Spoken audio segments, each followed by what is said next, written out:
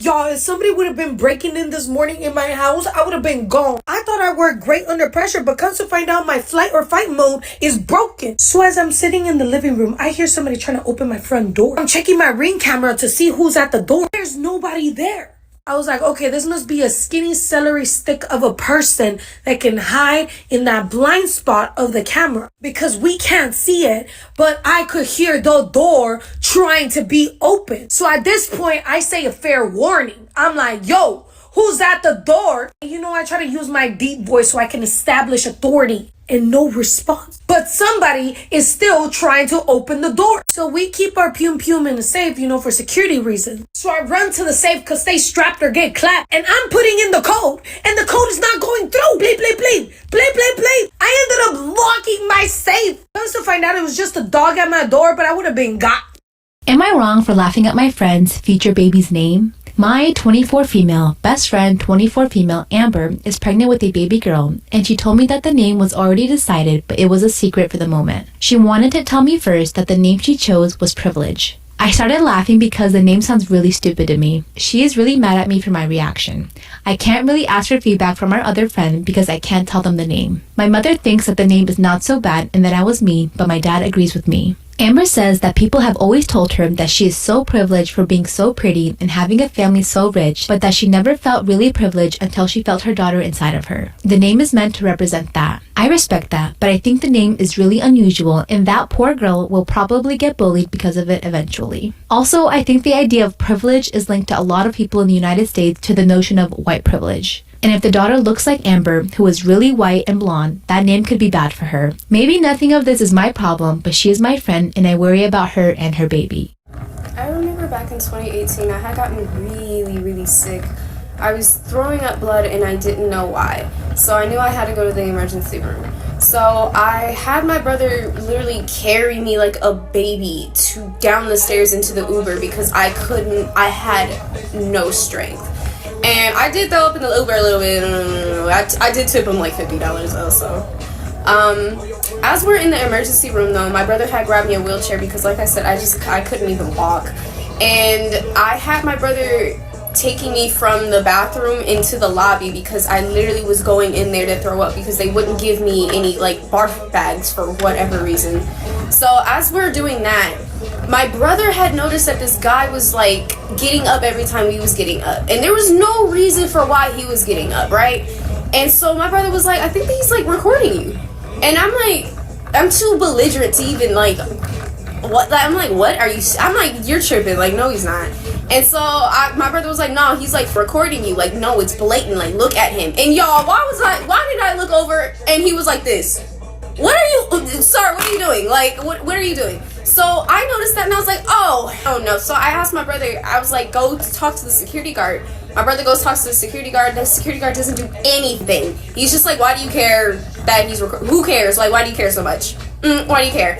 And I just was like, wow, like, okay. So I asked my brother, I was like, can you get up and let's walk around the lobby to make, let's make sure that he's actually like recording this.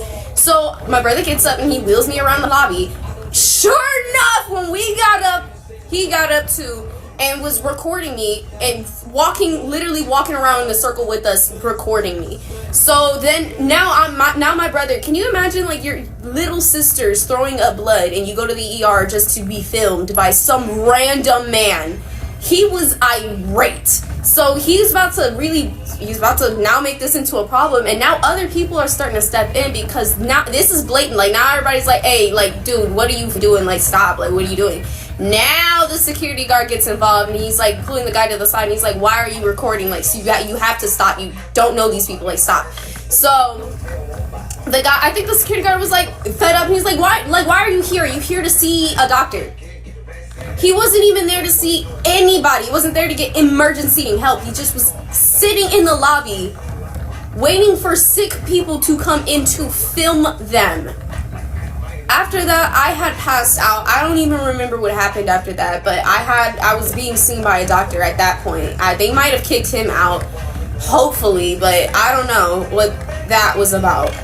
I used to have this amazing hair girl named Susanna until one day I cheated on her. I mean, she took me back. But the story was there was this other girl. She lived closer to me. She was super, super cheap. And I was like, I will give her a try. And the first red flag was that she didn't want to do a consult at all. We just scheduled an appointment right away for a multi-custom color, okay? And I showed up and I showed her the picture of what I wanted, which was to bleach my hair out like Elsa white, like Queen of the Dragons. I didn't watch Game of Thrones. I don't know what she's called, but white. And then like some light pink, like streaks in it. That's what I wanted. And I showed her the picture and I said, can you do this in the time we have allotted, or should we plan to do multiple appointments? Because I'm happy to schedule more appointments. And she was like, oh no, I can do it all today. So we start the coloring process, and the next problem was we were just we had no chemistry, okay? We couldn't talk about anything. I literally pulled out my phone in the chair and Googled icebreaker questions to ask her. Like, I wanted to be chatty. I wanted to talk. She didn't want to talk. So we just sat there in silence. She put in the color first, which I thought was weird. I was like, I think we'd want to bleach my hair first, but she's the pro. And then how it turned out was she put in these like almost like orange, like salmon colored streaks in my hair. Didn't lighten it at all. And she was like, we're done. And tried to send me away. And I was like near tears because like the pink orange she put in looked so horrible because my hair was so dark at the time. And I said, please, like, we have another hour. Can you please just lighten my hair a little bit? I don't want to walk out of here like this. I really don't like it. I said, I promise my hair lifts so fast. It'll be really quick. And also, you know, the next appointment is your sister and you messed this up. So, I begged her to keep me for the next hour and just lighten it as much as we could. And she was really, she wasn't happy about it. She was like, fine. And I could tell she was especially unhappy about it because as she was doing it, she was yanking my hair really hard. She was like just grabbing and pulling. And I was like, girl, you're lucky I like this, or I would be having words with your manager right now. And I asked Susanna when I went back to her if that was normal. I said, was it just because we were short on time that she had to yank my hair? And Susanna was like, no matter how fast I need to go, I've never yanked someone's hair. So then she shows me my hair again. It's all finished. We're like 15 minutes after the hour that we'd planned. And it looked bad. It looked really bad. And I was like, oh my gosh, I love it. Thank you. Because there was nothing we could do at this point. And I was done with her. And I thought, like, the hair pulling, like, I felt like that was her being passive aggressive. So I go up, I pay her, I tipped her a full 20%, which I don't even know if you're supposed to tip 20% for hair, but I do. I tipped her, I got in my car, and I cried. Then I drove an hour to Susanna's salon, and I was like near tears, and I was talking to the receptionist. I was like, can you tell Susanna I need her? And she said, Susanna's not in right now. And I said, can you just schedule a consultation appointment? And she said, yeah, sure. And I vowed to never leave her again, but then I moved away, and now I'm scared to start dating new hairdressers.